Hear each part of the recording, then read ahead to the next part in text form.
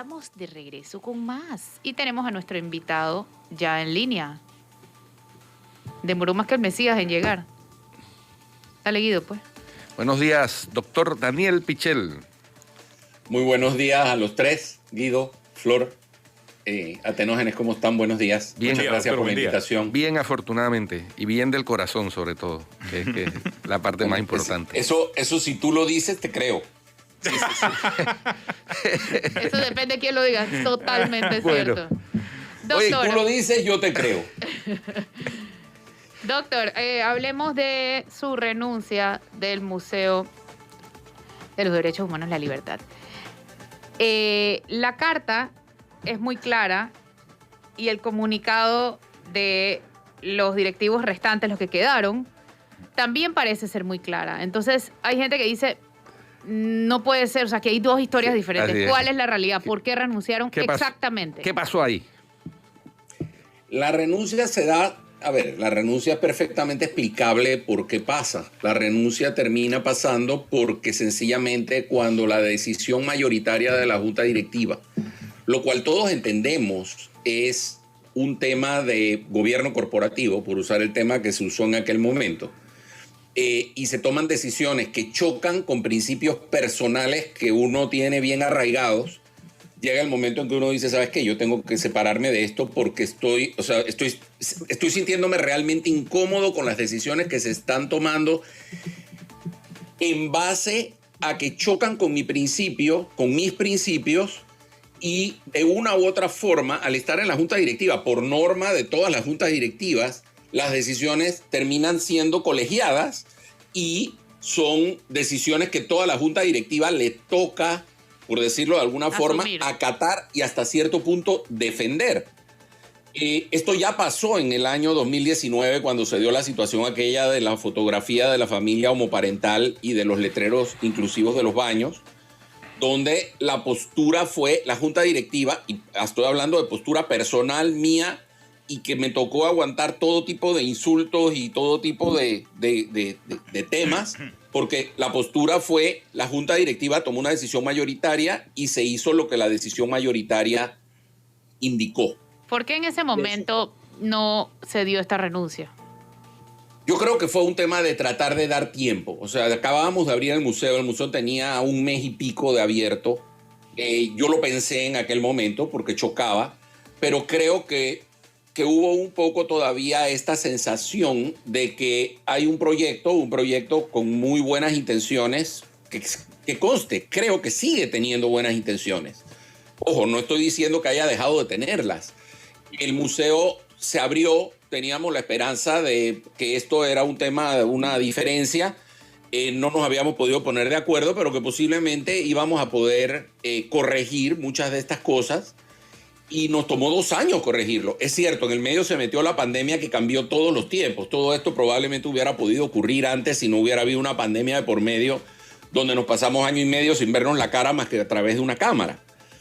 Pero nosotros estuvimos yo creo que hubo una posición de tratar de darse la oportunidad de echar adelante un proyecto que evidentemente lo que pasó en 2019 tuvo repercusiones desde el punto de vista de la percepción general de la población hacia el museo, a pesar de que mucha gente que iba al museo decía, oye, de veras que el proyecto es bueno, la exposición es muy completa, el tema específico que generó la discusión representa un porcentaje muy pequeño de lo que se trata de enseñar en el museo, que es el tema de derechos humanos, pero eso era como una asignatura pendiente. Y ahora, en el mes del Pride, se hace se toma la decisión a nivel, se habla en la comisión de contenido que formábamos las 5 personas que renunciamos.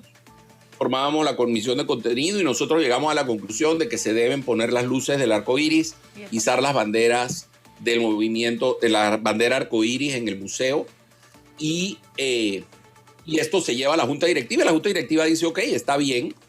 Se cambió el letrero del baño, hubo una diferencia de opiniones con respecto al tema del letrero del baño, que es un tema interno de la discusión de junta directiva que no viene al caso entrar en detalles, pero al final esto se dejó, pero ahora durante el mes del Pride surge esta solicitud de parte de un grupo para utilizar la instalación, ojo, un grupo que fue el que originó el problema del 2019, cuando mandaron una carta diciendo todo lo malo que tenía el museo basado en las cosas que ellos consideraban que chocaban con su visión de cómo debía ser el museo.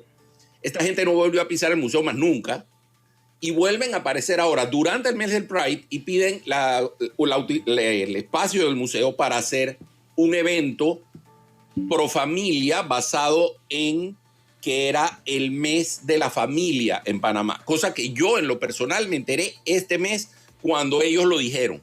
O sea, yo no sabía que en 1990 se había instituido que el mes de junio era el mes de la familia en Panamá, cosa que creo que ya en 1990 tenía su segunda vuelta. O sea, tenía su doblez para tratar de generar conflicto. Mira, y entonces en ese punto, los que están en desacuerdo o no entienden, una de las dos, la renuncia masiva de 5 directivos, alegan que los intolerantes son ustedes porque si hicieron un evento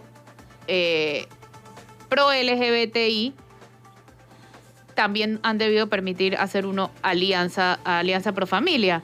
¿Qué le responde a esa gente, doctor? ¿Qué respondo? Yo creo que los derechos hay que entenderlos globalmente. O sea, hay que entender el concepto de derecho, ¿ok?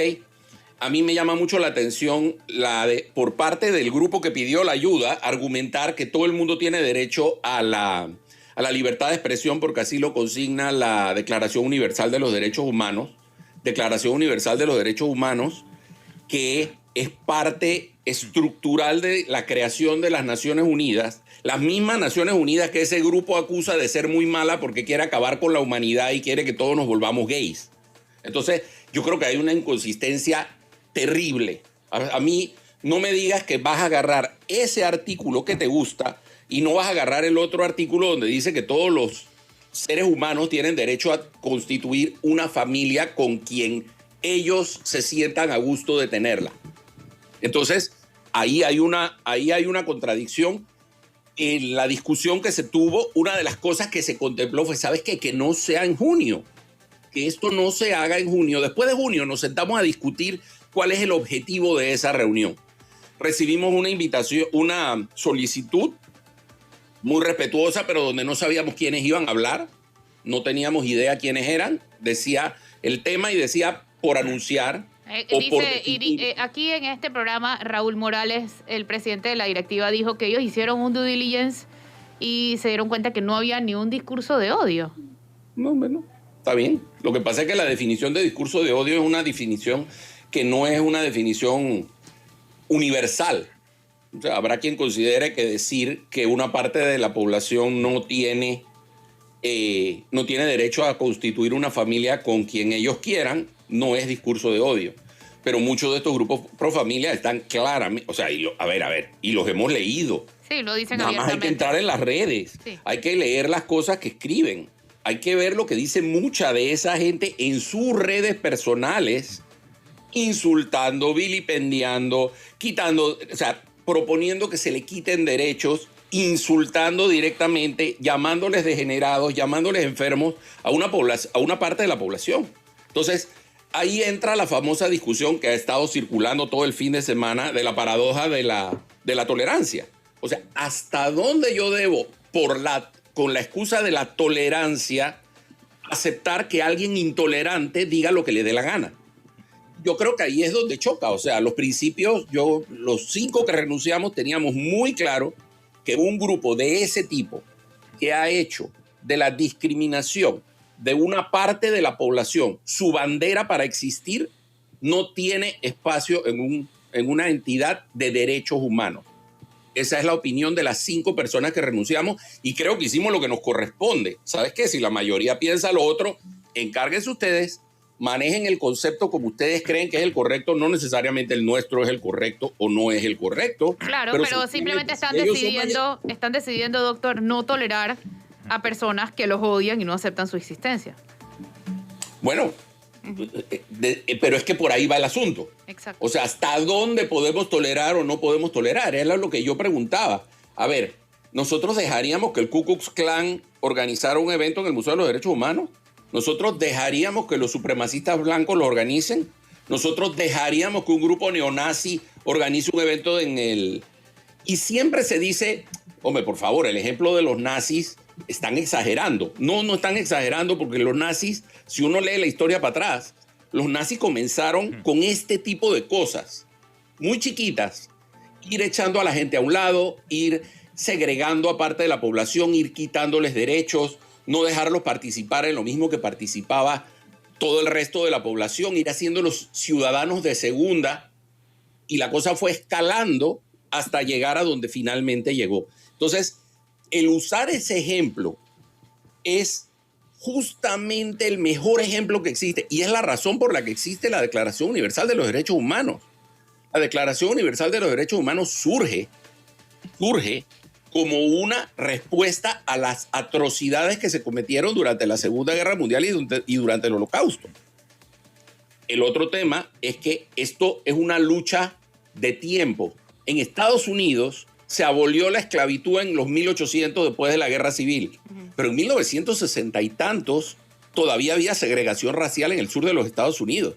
Y todavía hoy se está luchando con el Black Lives Matter sobre temas que debían haber sido resueltos hace muchísimo tiempo. Entonces, los derechos humanos, a nosotros cuando estábamos organizando el museo, yo creo que este es un mensaje muy fuerte.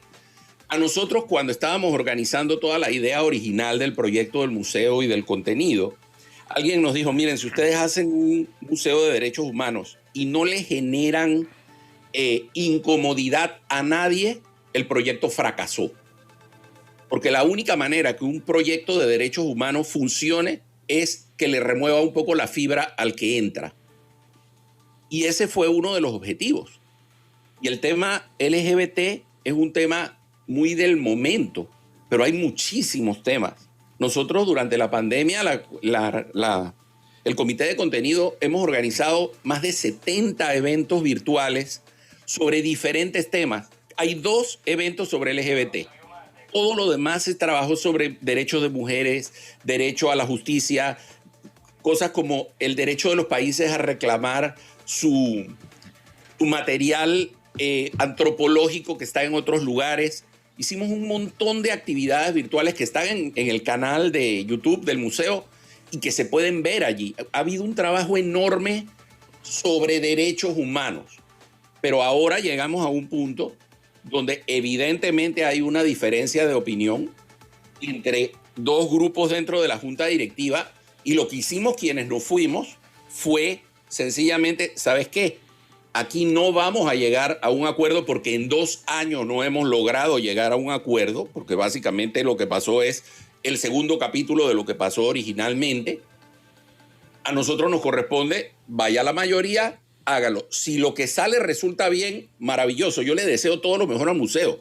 Nosotros le hemos dedicado muchísimas horas de trabajo, de esfuerzo y de ilusión a un proyecto que ojalá sea todo un éxito. Pero si a mí me piden pertenecer a una junta directiva donde tengo de una u otra forma que validar a un grupo que tiene un discurso discriminatorio, usando como marco de ese discurso un museo de derechos humanos, en esa yo no juego. Permíteme, Daniel. Creo que puedo hablar por muchos. Permíteme, Daniel, para los que no lo saben, profundizar un poquito en lo que se considera por parte del Comité de Derechos Humanos de las Naciones Unidas un discurso de odio. El discurso de odio consiste en la expresión verbal y no verbal que se utiliza para degradar, oprimir o promover la violencia contra alguien con base en su apariencia, nacionalidad, identidad sexual, identidad religiosa, pertenencia a un grupo social, racial o étnico, o cualquier aspecto personal que pueda ser tomado como foco de odio. El discurso de odio implica algo más que simplemente indicar que no te gusta a alguien. Tiene connotaciones y consecuencias mucho más marcadas y se desarrolla a un nivel macro social. Eso es lo que dice el Comité de Derechos Humanos de la Organización de Naciones Unidas. Diría un abogado litigante, I rest my case, después de lo que tú acabas de leer. Así es, así es. Doctor, muchas gracias por acompañarnos hoy y por aclarar todos los puntos. Ojalá le haya quedado claro a todo el que o no estaba de acuerdo o no entendía. Sí, más claridad sobre lo que sucedió. Gracias, doctor. Okay. Muchísimas gracias por la oportunidad en nombre mío y de todos los que estuvimos en esta difícil, créanme que fue una muy difícil decisión de parte nuestra. Es fácilmente entendible.